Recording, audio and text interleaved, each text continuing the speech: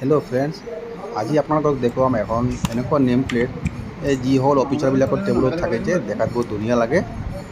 আহকচোন চাওঁ কেনেকুৱা বনাওঁ আমি। প্ৰথমত ফাইলটো আমি কোৰেলত বনাই লওঁ এনেকুৱা কৰি ছেটিং কৰি। তাৰপিছত আপোনালোকে এনেকুৱা ক'লা এক্ৰেলিকৰ ওপৰত গল্ডেন মিনাৰেল পেষ্টিং কৰি দিব। আমি যেনেকৈ কৰি আছোঁ তেনেকুৱা। নেক্সট আমাৰ কাম হ'ল এইটো লেজাৰত ফাইলটো ল'ব লাগিব। লেজাৰত দিলে এইটো অট'মেটিকলি কাটিং হৈ ওলাই আহিব। এইটো চাওক আমাৰ লেজাৰ মেচিন।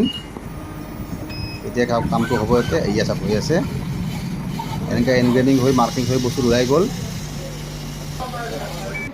তাৰপিছত আপোনালোকে এইটো ওলাই লওক, ওলাই দি ভিনাইলটোৰ ওপৰত ৰেপাৰটো উঠাই দিয়ক। চাওক আখৰখিনি পূৰা ক্লিয়াৰকৈ আহি যাব।